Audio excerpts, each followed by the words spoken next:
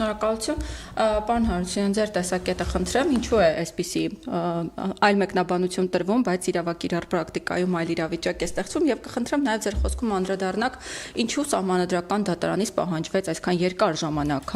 որովհետեւ եթե չեմ սխալվում, մինչեւ 6 ամիս ժամանակահատվածում, եթե բարդ գործեր են մի փոքր ավել, այդուհանդերձ արդյոք այդքան փաստահավաք, չգիտեմ, տվյալներն էին շատ միջազգային փորձի ուսումնասիրությունը, ինչն էր պատճառը, խնդրեմ։ Շնորհակալություն նախերավերի համար։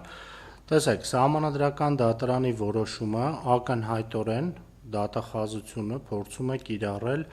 Սահմանադրական որոշման պատճառաբանություններին եւ հատկապես եզրափակիչ մասին հակասող մեկնաբանությամբ։ Մենք ունենք բազմաթիվ Սահմանադրական դատարանի որոշումներ, որտեղ Սահմանադրական դատարանը օրինակ եզրափակիչ մասում նշում է նույն որոշման պատճառաբանությունների տրամաբանության ներքո դիտել Սահմանադրական եւ այլն։ Այս դեպքում մենք ունենք ուղիղ նշում, թե կախված նրանից հանցավորության դեմ պայքարի շրջանակներում է ուսումնասիրությունը սկսված եղել, թե պետական կոռուպցիայի կամ կոռուպցիայի դեմ պայքարի, ինչ մեկնաբանությունը կլինի սահմանադրական եւ այսուհետ իրավասու մարմինը դատարանները պետք է ղեկավարվեն այդ մեկնաբանություններով, որպեսզի իրենց դատական ակտերը եւ ի սկզբանե պահանջը դիտարկվի սահմանադրությունից բխող։ Ինչպես իմ գործընկերը շատ պատկերավոր նշեց, երբ խոսքը վերաբերում է հանցավորության դեմ պայքարին, այսինքն այն ուսումնասիրությանը, որը նախաձեռնվել է վիճելի օրենքի 1-ից 5-րդ հոդվածի 1-ից 4-րդ մասով, ապա այդ դեպքում միանշանակ է, որպեսզի բռնագանձման գործընթացը լինի սահմանադրական մեկնաբանությամբ եւ օրենքի 24-րդ հոդվածով ունենանք բռնագանձման ենթակա գույք, անհրաժեշտ է, որ համապատասխան հանցանքի հետ կապը հիմնավորվի։ Ես այստեղ ուզում եմ հատուկ ուշադրություն հրավիրել նրան, որ ոչ թե նշված է հանցանքի հետ, որպեսզի դա լայն մեկնաբանության դաշտ ստեղծի, այլ նշված է համապատասխան հանցանքի հետ։ Իսկ մենք որպես իրավաբաններ համապատասխան հանցանք ասելով պետք է հասկանանք այն ենթադրյալ հանցանքը, որի առնչությամբ քրեական հետապնդում է իրականացվում։ Հիմա Սահմանադրական դատարանի եզրափակիչ մասի ուղղակի հակասությամբ կիրառությունը իրավասու մարմնի կամ առնվազն մեկնաբանությունը կիրառություն այս պահին դեռ ուղղակիորեն չունենք, որովհետև բոլոր գործերով շարունակում են ժամանակ խնդրել, որպեսզի հասկանան իրենց միասնական դիրքորոշում, կոնկրետ գործերով զեկուցումներ, վերադաս, ինչ արդյունք է տալու։ Փորձում են տրամաբանությունը շեղել, եւս մեկ անգամ շեղել, հատուկ եմ ընդգծում, որովհետև ի սկզբանե մեր ողջ պայքարը, մեր մարտավարությունը կառուցված է եղել նրա շուրջ, որ մենք ունենք արդեն իսկ եվրոպական դատարանի ստանդարտ, ընդ որում Սահմանադրական դատարանը այդ ստանդարտը ուղղակիորեն ամրագրեց իր որոշման մեջ, խոսքը Թեոդորովն ընդդեմ Բուլղարիայի, Յորդանովն ընդդեմ Բուլղարիայի եւ նաեւ հակիրճ անդրադարձ է կատարել բավականին վերջերս հրապարակված Մենդեևն ընդդեմ Բուլղարիայի գործերին, որտեղ ակնհայտորեն խոսում են, պատճառաբանում են, թե ապօրինի ծագում ունեցող գույք բռնագանձելու համար ինչու է անհրաժեշտ, որպեսզի հանցանքի եւ տնտեսական ակտիվի միջև լինի պատճառահետևանքային կապ, որը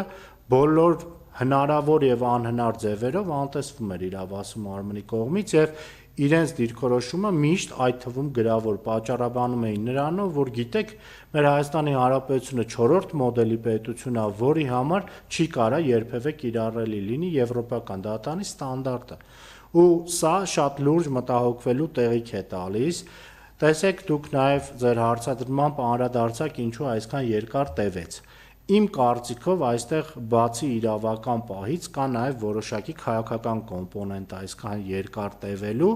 ինչը պայմանավորված էր նրանով, որ փորձում էին թողնել, տեսնել դատարանները ինչ ձև են կիրառում, որ պայն ինչ զարգացում ուղղություն կստանա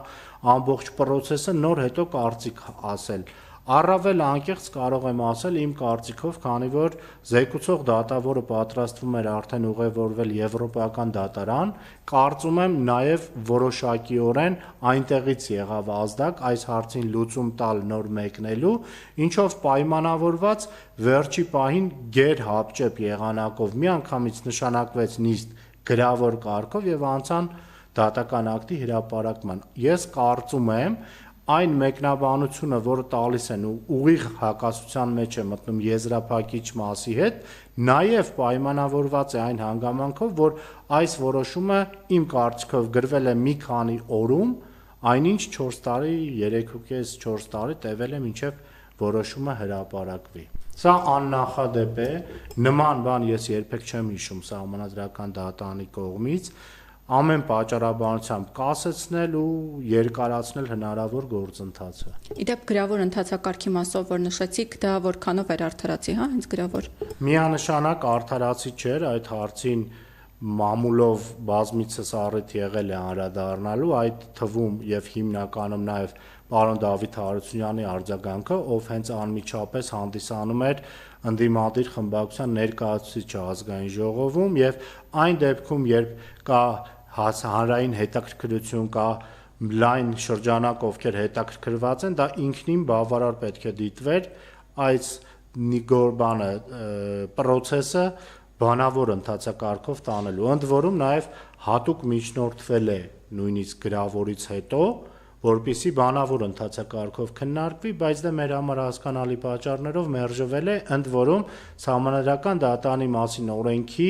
կարգավորմանը հակասող մեկնաբանությամբ է մերժվել։ Շնորհակալություն Տիկին Մելիքյան, արդյոք դատարանը չպետք է կասեցներ օրենքի կիրառումը այս ժամանակահատվածում։